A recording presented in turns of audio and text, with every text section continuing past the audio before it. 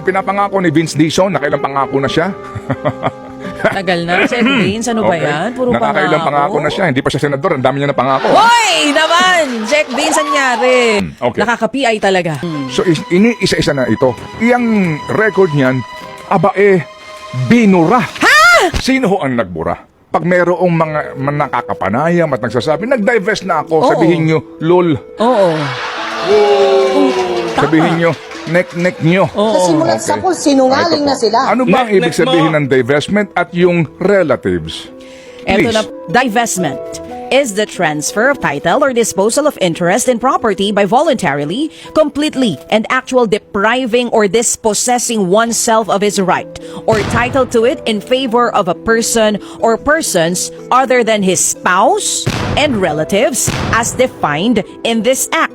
So, ibig sabihin, ang operative word dyan ay other than, Other than, maliban sa, yan, maliban sa asawa o mga kamag-anak as defined nga by this law. Buti na lang dinefine nila ang relatives dito. anong ibig sabihin? Relatives refers to any and all persons related to a public official or employee within the fourth civil degree of consanguinity And or affinity, yan. including bilas.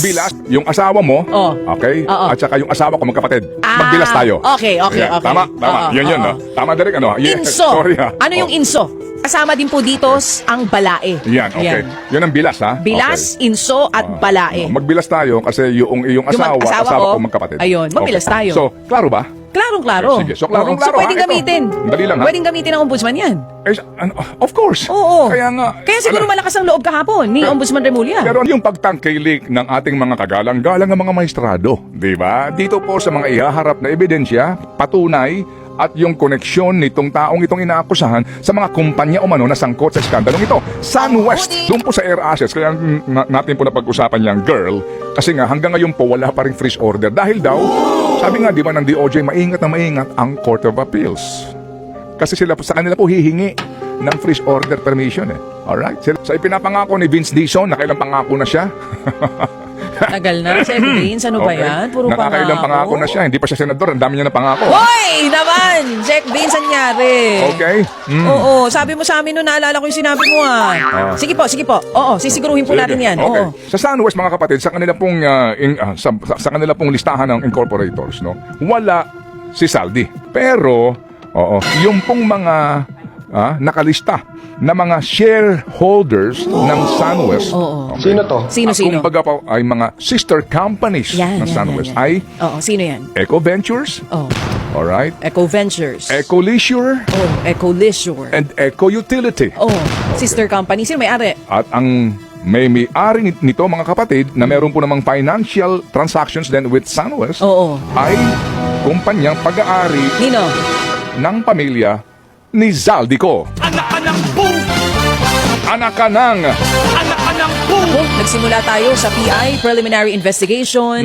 okay. Nakaka-PI talaga. Okay, Oo. nakaka-PI talaga. So ito ho yung kasong isa ng panila, and we really look forward na mabigat ang mga ebidensyang ihahain ng ombudsman para magsimula na po ito. Kasi nga, sabi nga, huwag daw tayo masyado mainip. Yeah. Oo. Kasi after this one, sino pa? May Diba? susunod pa. Ngayon, eto. Uy! Doon po sa inilabas ni Saldi na picture ng mga male-maleta.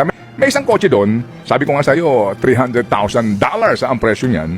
Kung bibili mo sa Amerika, meron dong isang merong conduction sticker. Oo. Okay. And then yung coaching yon ay Maserati.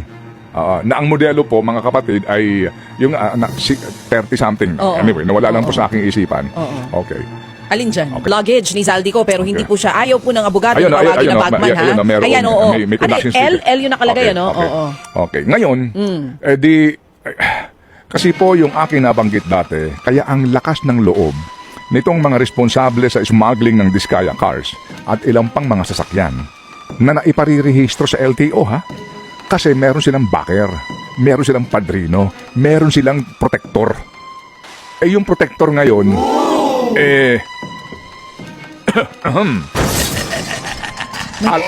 allows na. So ngayon, mga kapatid, kumbaga nabuhayan ng loob itong mga taga DOTR. So isa-isa na ito. Iyang record niyan, binura. Ha?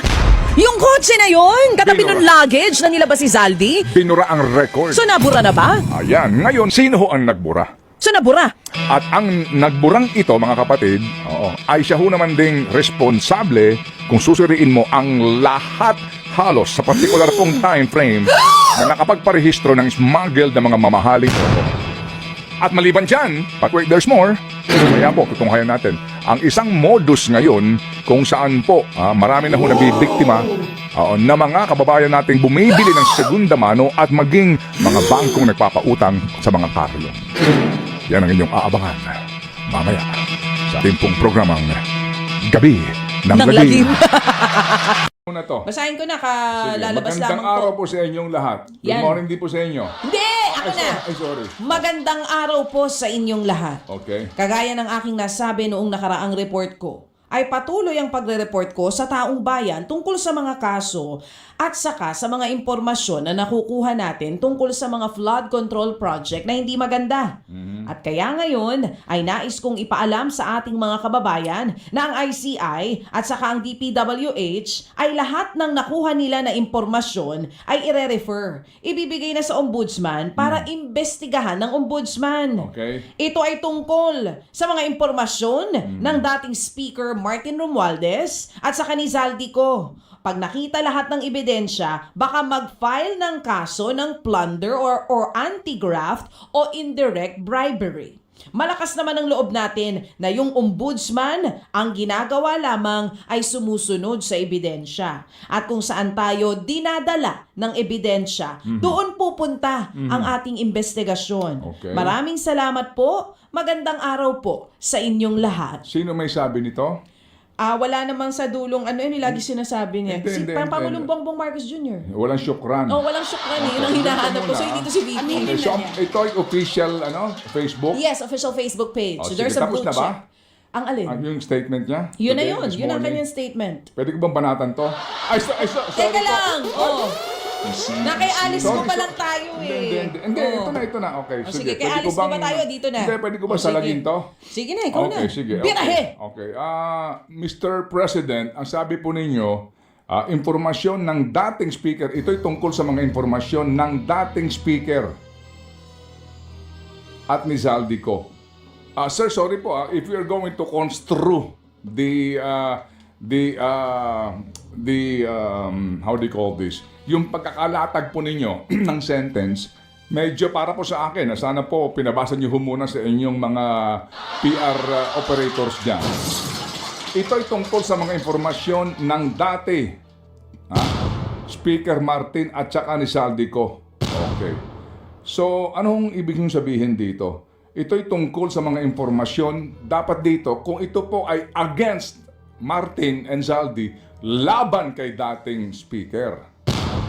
Kasi kung impormasyon ng dating, ibig sabihin, impormasyon na nanggagaling kila Martin Romualdez at Zaldico.